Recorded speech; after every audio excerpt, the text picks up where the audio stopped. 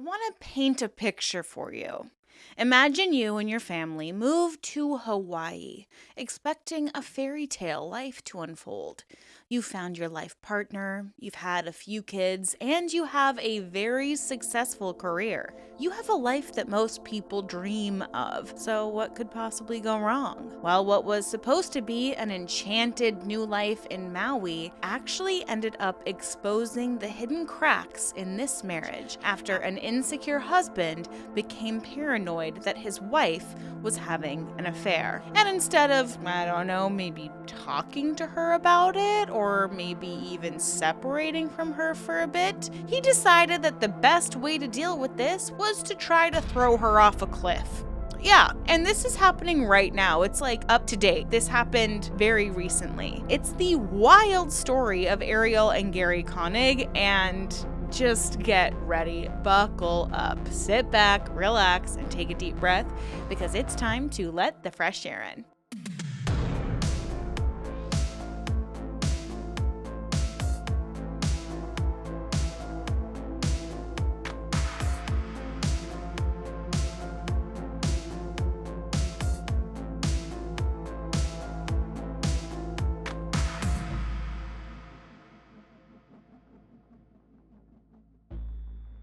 Hi everyone, welcome back, or welcome if you're new. My name is Erin, and I am fascinated by all things cult, true crime, and unique spiritual practices. And I also like to talk about spiritual scams and everything that kind of drives you crazy or involves human behavior. I'm here for it. So if you are here for it too, please subscribe. I would love to have you here. And this story is one that I just heard of, and I'm like, proud of myself because it's so rare that I feel like I'm covering something up to date that I haven't seen a lot of other people cover. Like this happened on March 24th of this year, 2025. It's just barely April, so it is fresh to death. So I'm excited. Nobody else probably cares but me, but let's just jump right into it. So to those who knew them, Gerhardt and Arielle Konig seemed to have it all. Successful careers in medicine, a beautiful home in Hawaii, and it was a marriage that, at least outwardly, appeared to be very happy. But I think we all know that appearances can be deceiving. And I feel like it's always these picture perfect marriages where you're just like, how are they doing this with children and careers? They seem so almost like fake happy. It just doesn't seem real. There's something underneath the surface, and we are going to be diving into that a little bit now. There's always something sneaky and dark under the surface, and it's really concerning because this episode is going to talk a lot about DV and allegations of DV, so just as a trigger warning, if that's something that you're sensitive to, go ahead and skip this one. So Gary and Arielle met in Pennsylvania in 2018. He was a highly educated physician and actually an anesthesiologist who'd been an assistant professor at the University of Pittsburgh School of Medicine. And he even taught bioengineering. So very textbook smart person, but he would prove to be a really effing dumb criminal. Like, stay in your lane, okay? Maybe just do anesthesia.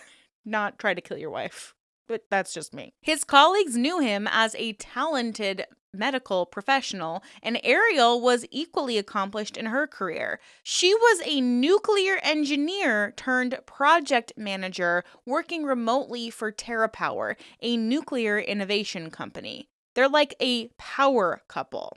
So they decided to move to Hawaii in about 2023. They were really fond of Maui and decided that they wanted to have a fresh start in paradise. So they settled in a very comfortable home. It was valued at $1.5 million. So if that gives you a hint to their prosperity, they were doing just fine. So there, under the swaying palms, they raised two little boys, 3 and 4, and embraced island life. Gerhardt took on work as an independent contractor physician, treating patients at various Maui hospitals, including Maui Memorial Medical Center, and he had a very flexible schedule. And Arielle worked from home, which meant that she would care for the children and was assisted by family or even a nanny when necessary. So by all accounts, they projected this image of a loving, professional couple living in a tropical utopia. Yet behind their Instagram-worthy smiles and sunny beach days, darkness was brewing. Friends would later express utter shock at what happened, but there had been subtle signs of domestic strain and isolation that some outsiders had missed. In private, Gerhardt's behavior had reportedly changed in recent months. According to court documents that Arielle later filed, her husband had grown intensely jealous and controlling. In December 2024, Gerhardt became suspicious that Arielle was having an affair. There was no proof that she was unfaithful, but that didn't seem to matter because Gerhardt's suspicions morphed into obsession as he allegedly tried to control and monitor all of her communications. There would actually be a restraining order petition that would later bring all of this to light. He would track her whereabouts and just became fixated on the idea that she was betraying him. And Arielle, for her part, was apparently alarmed by this change in her husband. So the couple sought marriage counseling and therapy to try to mend this rift. Those close to them knew they'd hit some kind of rocky patch, but no one ever thought it could ever escalate to violence. A housekeeper who worked for the family and had become one of Arielle's friends saw the couple very frequently, and she said she observed no open conflict. She said she never saw this coming. Never in a million years would I think this would happen. And noted that just a week before the incident, everything seemed totally normal.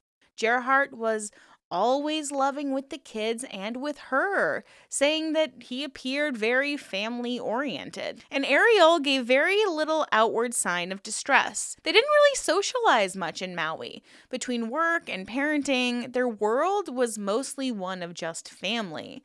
So if Arielle felt isolated or fearful, she kept that locked behind closed doors. But in hindsight, hints of trouble were emerging. That December, confrontation over that supposed affair seriously strained their marriage.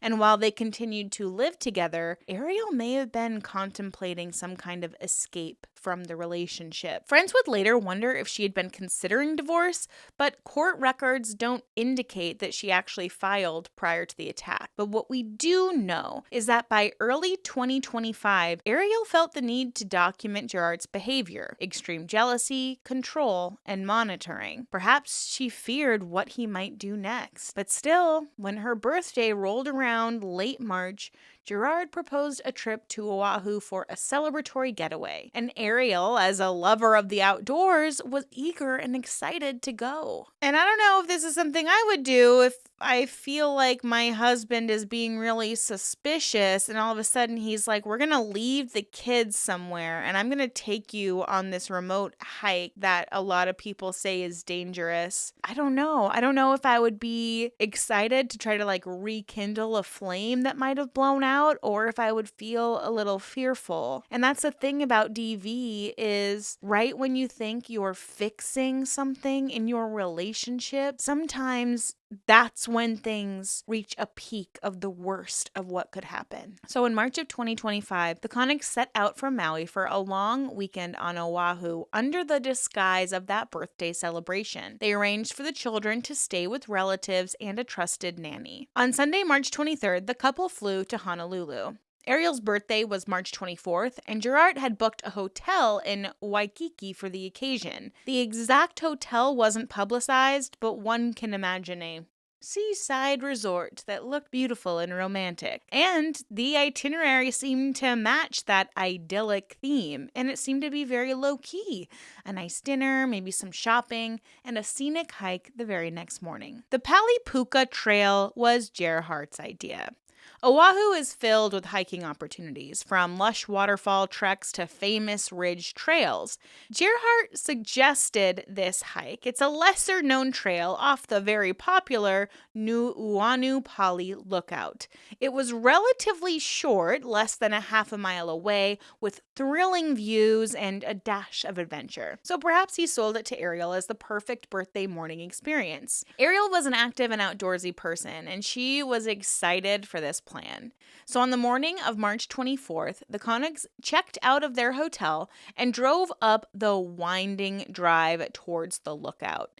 It's a road that climbs into the mountains where the air starts to grow cooler. By mid-morning, roughly 10 a.m., they arrived at the Pali Lookout parking area. The weather was partly cloudy with intermittent sun, typical of Oahu's windward side. The Pali area is known for strong winds that funnel through the cliffs. And indeed, if you're not comfortable being away from a 2,000-foot cliff, this is not the hike for you. That's literally a quote from a hiking guide. If you are wanting to go to Pali Puka, beware. It's windy and it is a 2,000-foot drop. And Arielle, kind of seeing what was about to lay out in front of her, seemed a little nervous. She was uneasy about parts of the trail. But they left their car. They were hand in hand, and they walked past the warning signs that the trail is not maintained and not officially sanctioned. They were dressed for a hike. He in a light gray shirt and blue shorts, carrying a black backpack, and she in fitness attire and hiking boots. And it's easy to imagine Arielle's dark, long hair tied back, blowing gently in the wind. Maybe they were chatting casually as they set off. So to any onlooker, they would have appeared to be just another pair of tourists seeing a memorable view. The trail quickly narrows and climbs along a ridgeline, and about a half a mile in, it reaches the puka, which is a Hawaiian word for hole, which is a natural opening in the rock face that peers out over a vast expanse of Oahu. I mean, it sounds incredible. This spot is both spectacular, but also dangerous, with very little space between hikers and the sheer drop down. So it would be here, at this dramatic lookout point, that Gerhardt Konig was about to spring his trap. As they reached an area that was an exposed section near the cliff's edge, Gerhardt proposed that they stop to take a selfie together, presumably with that breathtaking panorama behind them. But Arielle's stomach flipped.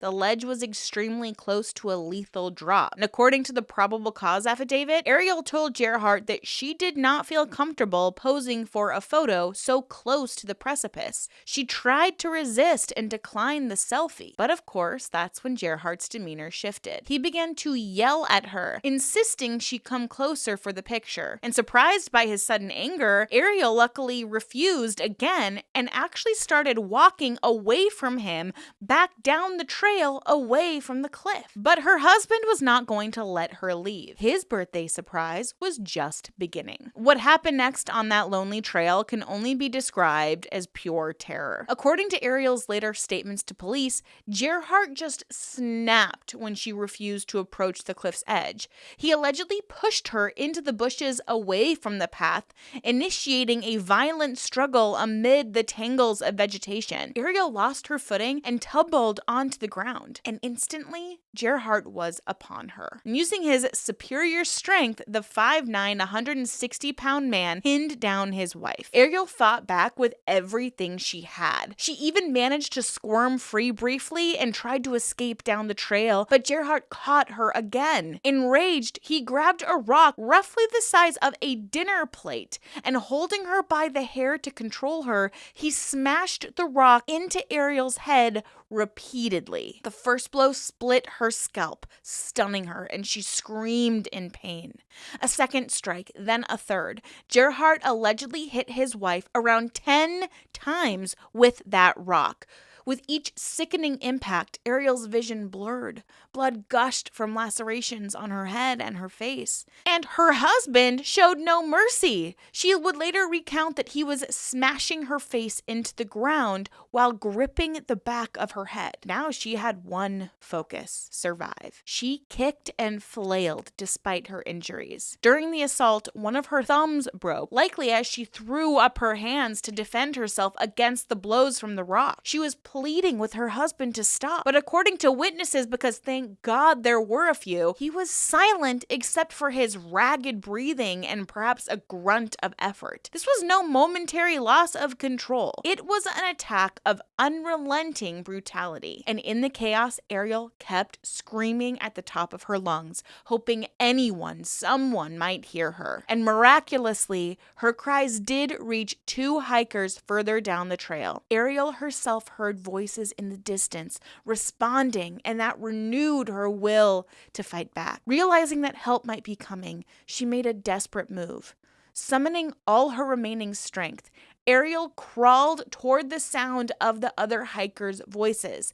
Even as Gerhardt was on top of her, raining blows down on her, she inched away from the cliff and toward salvation. And at this moment, her husband allegedly revealed an even more disturbing plan. Seeing that Arielle was not yet incapacitated, he reached into his backpack and pulled out 2 syringes. These were pre-filled hypodermic needles, the kind that a doctor might use, obviously. It was chilling evidence that this attack was premeditated, and he tried to inject her with the syringes, aiming for her body while she writhed on the ground trying to escape. And one can only speculate right now what was in them, but most likely a potent drug to subdue or kill her. Which, it's just like, if you're trying to formulate this elaborate hoax where you try to take a selfie and your wife just happened to fall down a cliff to her death, so you can, I'm assuming, evade taking responsibility for it. But in your backup plan, you're like, just in case, I thought I would bring these syringes that have drugs that can literally make someone pass out or die. Do you think that they wouldn't find that in her system or find that in your backpack? For a smart dude, this guy is not a smart dude. And the police would later recover the syringes. And at the time of this video, the liquid hasn't even been publicly identified. I don't know if that causes more pain or fury in me, but it must have been something that could have really hurt her. But luckily, Arielle was able to knock those syringes out of his hand in the middle of the tussle and prevented any injection from happening. So the element of surprise that he probably hoped for to quickly paralyze her was foiled by her ferocious resistance. And thank goodness, because she is just so brave and so strong. So we have a remote trail, a blunt rock, and now a syringe full of some mystery liquid. The scene is straight from a crime thriller, but for Arielle, it was horrifyingly real. And Arielle's perspective in those moments would later be captured in her statements and the other hikers' accounts. She's quoted as saying, "At first I thought he was joking, but I quickly realized he was serious and was trying to make me fall off the cliff." This realization dawned on her when he began physically pushing her towards the edge. And when that failed, because she'd flung herself down to avoid going over, she was basically bringing herself closer to the ground so he couldn't just push her over the edge, he decided to escalate to lethal violence. And Arielle would later recount that he was yelling something like, "Get back over here, I'm so effing sick of you," as he attacked. So this kind of reveals months of pent-up rage. And look, I get that getting cheated on hurts. I've been cheated on and it effing sucks. And you do sometimes want some kind of revenge when you're feeling that amount of pain, disappointment, betrayal. But let's not resort to some elaborate murder. Let's just get that toxic person out of our lives. I don't understand, especially obviously this person is highly, highly educated. I don't understand how he wouldn't have the wherewithal to recognize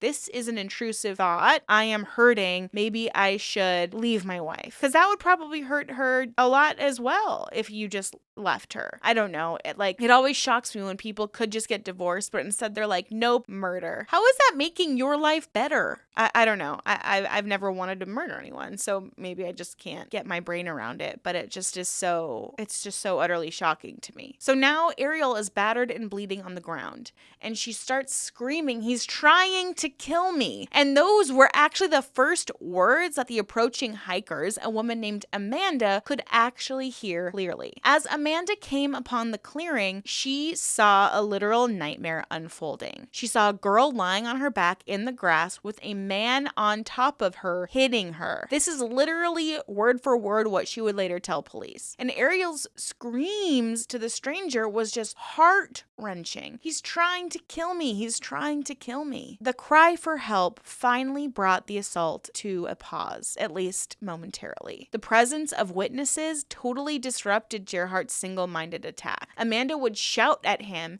and he stopped and looked up when he realized he wasn't alone. And in that split second, Arielle understood that she had a tiny opportunity to break free. She scrambled up on all fours towards Amanda and the other hiker who had arrived. The hikers then helped Arielle get away from her husband's reach. They literally dragged her away. So her husband, seeing his plans totally thwarted, grabbed his bag, probably trying to get the syringes back too, and just ran away. He just fled, ran into the thick brush, and disappeared from view. Like, he had to have known there would be other people hiking that trail. I mean, although he did try to pick a trail that most people don't really know about or are afraid to try, it's unsanctioned, it's unkept, it's not really something that everyone's going to. It's not necessarily safe. But I'm sorry, I've gone on plenty of weekend hikes to remote places, and I always find people, and it's always so aggravating because I just want to be by myself in nature. But like, dude, what were you thinking? What were you doing? Thankfully, Arielle was still alive, but gravely injured. Her face was a mask of blood. She had multiple deep lacerations on her scalp and her face, and her skull may have even been fractured. Now, the full extent of the head injuries haven't been publicly released, but they were very severe. She was dizzy, in shock, but she was conscious. This was all thanks to her own will to survive and the fortunate timing of those two fellow hikers. It reminds me of that old Simpsons song. I don't know if they still do little like musical episodes, but they did one that was like, you can always depend on the kindness of strangers, which you can't, but that came to me, so I thought I'd share. But Arielle had actually escaped her husband's deadly intent by the actual slimmest of margins. Literally 2 people just happening to be on that same trail. So in the immediate aftermath, the hikers who rescued Arielle sprang into action. They knew exactly what to do. Amanda stayed by Arielle's side and applied pressure to her wounds with whatever cloth was available. It might have been a spare shirt or a bandana to try to slow the bleeding. And the second hiker pulled out their cell phone and dialed 911 urgently and reported that a woman had been attacked and nearly thrown off a cliff on the Pali Puka Trail. The time was approximately 10:30 a.m. when that desperate call for help went out. So this location obviously posed a challenge for first responders. The trail is rugged and not easily accessible by vehicle. But given the severity of the report, Honolulu Emergency Services reacted very swiftly. Even as dispatchers relayed the call, the Honolulu Police Department, or HPD, alerted all units in the area that a suspect was on the loose in the mountains after an attempted murder. Police and paramedics raced towards the trail. Hikers who were coming down from the lookout probably were stepping aside, jumping out of the way as officers rushed up the path. And meanwhile, Arielle is fading in and out of consciousness and actually mustered the strength to identify her assailant. Through bloody lips, she told her rescuers and police officers on the scene, "It was my husband, Gerhardt Konig. He tried to kill me." What a heartbreaking sentence to ever have to say, that your husband tried to kill you. This crucial identification meant police knew exactly who they were looking for, and that he wasn't some random criminal, but the victim's own spouse. Paramedics reached Arielle by foot and began treating her critical injuries. Given this remote location, a helicopter evacuation might have been considered, but the record shows that she was eventually carried out to an ambulance. Arielle was rushed to the Queen's Medical Center in Honolulu in serious but stable condition. Her ordeal was not over, but but her life was miraculously saved. She had suffered multiple head wounds and facial lacerations, and her condition upon hospital arrival was initially listed as critical. But thanks to rapid medical intervention, she would survive. Later in the week, she would even be well enough to be discharged to recover at home in Maui. For Dr. Gerhardt Konig, a new chapter of the saga began. Life on the run. In the minutes after fleeing the scene, he had the advantage of a head start and some kind of knowledge of the area's terrain. The Pali Puka Trail connects to dense forests and steep ravines. He disappeared into that tropical foliage, likely ditching that rock weapon and any obvious evidence except what he was carrying. But Honolulu police rapidly set up a perimeter. Dozens of officers converged on this state park. They combed through thickets of guava and banyan trees with their guns drawn, calling out, "Honolulu police, come out with your hands up." This search was on. HPD issued an all-points bulletin describing Konig. Within hours, police released a wanted poster with his photograph on social media and to news outlets, asking the public to be on the lookout. The bulletin described the suspect as 45 years old, 5'9", 160 pounds, with brown hair, green eyes, wearing a light gray shirt and light blue shorts, carrying a black bag. It also warned citizens not to approach if seen, as he was now considered dangerous. Throughout the afternoon, an intense manhunt unfolded on Oahu. Police officers, including specialized SWAT and canine units, scoured the mountainous area around the Pali. The terrain was challenging. Steep ridges, thick undergrowth, and hidden drop-offs. Even checkpoints were set up. The Pali Highway, Route 61, that took you up the mountain, was heavily monitored. Officers were stationed along this highway because they thought that Konig might attempt to hitchhike or even steal a car to escape. So they also made broadcast warnings, "Do not offer rides to strangers near the Pali Lookout," urging anyone who saw a disheveled man matching his description to call 911. For hours, Konig evaded capture. Tourists at the Pali Lookout that afternoon were met with an unexpected scene of police cruisers and officers canvassing the area. Some were turned away as the park was closed for investigation. HPD's helicopters circled overhead, scanning the forest canopy for any sign of movement. Officers trudged through muddy valleys and up slippery slopes. Tension was high. This suspect was possibly armed, and those syringes could be considered a weapon. And not to mention, he might still have a knife or other weapons. I mean, he was certainly very dangerous. And finally, as dusk approached, there was a break in the search. At just about 6:30 p.m. that evening, officers spotted a man walking along the Pali Drive near the Pali Highway. He matched Konig's description down to the light shirt stained with mud and blood. When officers approached, the man, of course, took off running. A brief foot chase ensued along the roadside. Within moments, officers had him cornered, and at 6:45 p.m., Honolulu PD announced the suspect was in custody. Gerhardt Konig was captured after trying to make a dash for freedom. He was found near that highway not far from where he had started, apparently having spent the day hiding in the thick forest. The man who had just hours before been a respected doctor and husband was now in handcuffs, likely with scratches on his arms from the brush and the wide-eyed look of a fugitive whose run is over. Police recovered his backpack, and inside there would have been critical evidence, including those 2 syringes. By nightfall on March 24th, the island-wide alert was canceled with an expression of thanks. Mahalo to the public for your assistance. The threat was contained, but the shock was only beginning to spread. Gerhardt Konig's arrest marked the end of the manhunt, but the beginning of the legal case that is now unfolding. That night, he was arrested for attempted murder. In Hawaii, the specific charge was second-degree attempted murder, which indicates an intentional but failed killing attempt.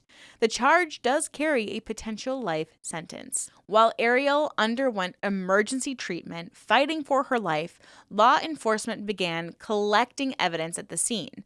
The syringes with unknown liquid, Arielle's torn, blood-stained clothing would all be pieces that would lead to a possible conviction. Detectives took Arielle's statement as soon as her condition allowed and recorded her account of the attack in meticulous detail for the probable cause affidavit. The witnesses have also been heralded as heroes, and they also gave statements corroborating Arielle's cries and the brutal scene they witnessed. By Thursday of last week, Konig had his initial court appearance in a Honolulu courtroom. Dressed in an orange jail jumpsuit and shackles, he stood before a judge as prosecutors outlined the allegations. He did not enter a plea at that initial appearance, which is pretty common because a plea is going to be coming on later in the process. But the judge did address the matter of bail, citing that he was a potential flight risk. Because obviously they live in a $1.5 million house, he could just flee to the mainland of America. So prosecutors requested that bail be set extremely high or denied altogether. The district court judge set a bail at $5 million, an enormous sum that reflects how dangerous they believed him to be. So effectively, this was meant to keep him behind bars, as it's unlikely that anyone could quickly post that amount. And indeed, Konig remained in custody at the Oahu Community Correctional Center, unable to pay. And during that hearing, Arielle's presence loomed via her very own words. Prosecutors read portions of the affidavit. The court heard how Arielle screamed, "He's trying to kill me," as her head was smashed into the ground. And they heard about the syringes that Konig allegedly pulled out to potentially use on her. Now, I don't know if you've ever been hit in the head or face by someone or something. I have by accident, or if I've just hit my head on something. It's so difficult to formulate words. To me, when it's happened to me, it kind of feels like everything slows down and all I can feel is this throbbing pain. And I don't even know if I would be able to form words if I was getting just hit over and over and over again by a rock the size of a dinner plate. I mean, my hands are pretty small. That's got to be huge. And she had the adrenaline and the grit and the determination and the bravery to just keep screaming. She knew she had to get out of there. She knew the only way to get out of there was to scream and yell despite getting hit 10 plus times in the head with a rock. That just shows so much strength. And all of these details visibly affected the people in the courtroom. However, according to local news reports, Konig's demeanor was pretty impassive. He didn't offer any apology or explanation to his behavior at this stage. And a significant development would come the very next day on Friday, March 28th. This case was presented to an Oahu grand jury, and the grand jury reviewed the evidence and swiftly indicted him on the charge of second-degree attempted murder. With an indictment in place, the case would proceed to trial in Hawaii's circuit. And this is very important because the grand jury also issued a bench warrant to hold him without bail. So this means that initial $5 million bail was totally overruled. Konig would not be released under any circumstances before his trial. At the same time, a temporary restraining order, or TRO, was put in place to protect Arielle. A judge ordered that Konig must stay away from his wife and their children going forward. This TRO is largely symbolic considering he's incarcerated, but it will be crucial if he ever were to post bail or be released later. Arielle formally filed for this restraining order as soon as she was able to, detailing in the petition the history of Gerhardt's behavior, including the extreme jealousy and controlling actions that she'd been experiencing since December. For Arielle, it was really important to establish legal protection in addition to the criminal case. And I just want to reiterate the importance of that. If you or anyone you love experiences any kind of DV, obsessive behavior, you have to have some kind of paper trail. Even if you think that it's not going to make a difference in the end, if heaven forbid something really bad does happen, the paper trail will help put that person away. Because a lot of people don't get TPOs or restraining orders or TROs because they're like, oh, it's just a piece of paper. That's not going to protect me. But the paper trail that filing those things can create will affect the outcome of a trial or any other kind of escalation, I should say. So just always, always, always, even if you're like, oh, it's not that big of a deal, he's just showing up at my work every day. If I just say hi to him, he'll leave me alone. No. Put it in writing. Even if you just file a police report, that way you're starting a paper trail.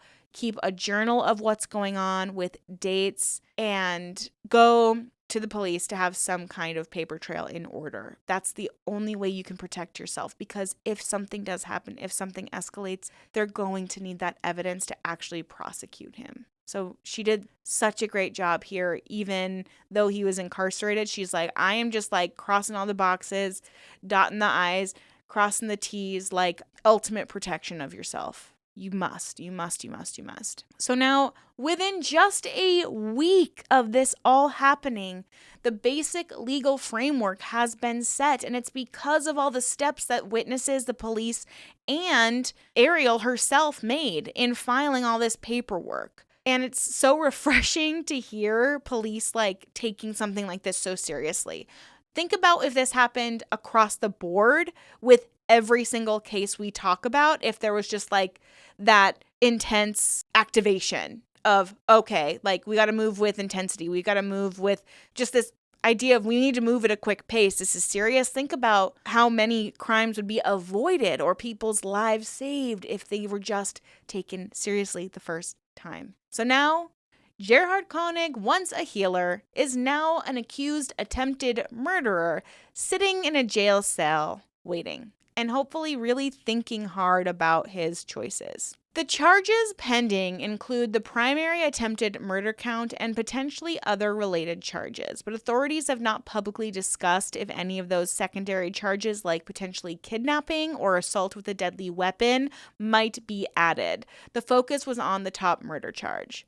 So the next step would involve an arraignment in circuit court, which is expected early this month in April. This is where he would enter a plea and then a probably long path towards the trial. Now, this case quickly drew comments from officials who were outraged by this crime. Quote, this indictment reflects the serious nature of the crime that is alleged in this case. Domestic abuse cannot be tolerated. Our office is committed to ensuring that justice is served for the victim and that the defendant is held accountable. How refreshing to hear that, especially as a woman. It's difficult because we're so often not believed until something really, really bad like this happens. And it's so refreshing to hear an official make a statement about the importance of listening to women and seeing the evidence and ensuring that she gets justice, and that being the priority is her getting justice. And meanwhile, in court filings, prosecutors hinted at the premeditation behind Konig's actions. The fact that he carried syringes loaded with some substance up a mountain trail strongly suggests that this was a planned attack. It wasn't just some crime of passion in the heat of an argument at home. It was, they allege, a calculated attempt to eliminate his wife under the guise of an accident. If the hikers had not intervened, Gerhardt might have succeeded in staging a fatal fall from the cliff. And this realization sent chills through all who have been following the case. Now, friends and colleagues struggle to reconcile this horrifying news with the people they thought they knew. In Maui, those who interacted with the family were totally and utterly bewildered. Christina Ferguson, the family friend and housekeeper, voiced what many felt. That she was a special person. She didn't deserve this. Nobody deserves something like this. Ferguson had been in the Konig home shortly before the trip, and she didn't notice anything amiss. She painted this picture of Gerhardt being this devoted and respectful husband. Arielle was friendly and warm and treated the house staff like friends. And that's the thing with DV. We don't know for sure if there had been a history of DV in this relationship. It could also be totally true that Gerhardt just snapped when he started believing that his wife was having an affair. That could have happened too. But the point of this is it's a really good example of things are never as they seem, and abusers are very meticulous in their behavior. There's a reason why some psychologists say a DV relationship is the cult of one. There is a great book about it as well, because DV abusers, they use very similar tactics as cult leaders do. They manipulate. They make you dependent on them. They make you feel like you're walking on eggshells around them. They give you an inch of love and devotion, but then they take a mile. And so you just like are constantly fighting for that appreciation and love from them. So it's really important to recognize that although in public everything seems fine, although your buddy, your pal always is so sweet to his wife, so nice about his wife, never says a bad word about his wife, might be going home and doing something bad to his wife. And we really, really need to uplift these voices that share their experiences, because it's really, really difficult for people to do that. It's really difficult for survivors to be put in a position where they have to tell their story. And luckily, some people are really brave and do so, but it's rarely without some kind of victim shaming or backlash. So I only hope that this story can serve as a reminder to people to please listen to both women and men who say they are survivors or victims of DV, because the truth of the relationship is never what is outwardly presented. And we just need to have more awareness about that.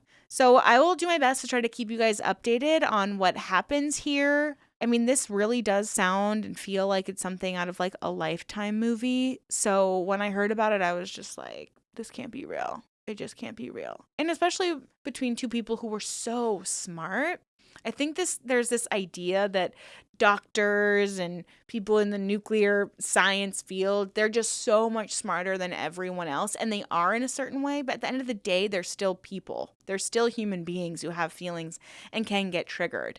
And it's scary when we think about a human being getting triggered and having access to drugs that you use while you're inducing someone to a slumber during anesthesia, or something that can make someone immovable, or sedate someone so intensely that you can basically do whatever you want to them. It is very scary that humans are just given access to some of these things. So anyways, I should stop my yapping and go to bed. I really appreciate you guys all sticking with me for this video. Please let me know what you think in the comments down below. What do you think about all of this? And I have so many videos I'm working on for you guys right now. I feel like there's just been like an explosion of cult activity between Twin Flames universe and all these other cults that I'm like learning about that involve politicians and things that I'm just like, I need to talk about all of this right now, right this second. So it's coming. Stay tuned. I really appreciate your patience, and thank you guys so, so much for tuning in today.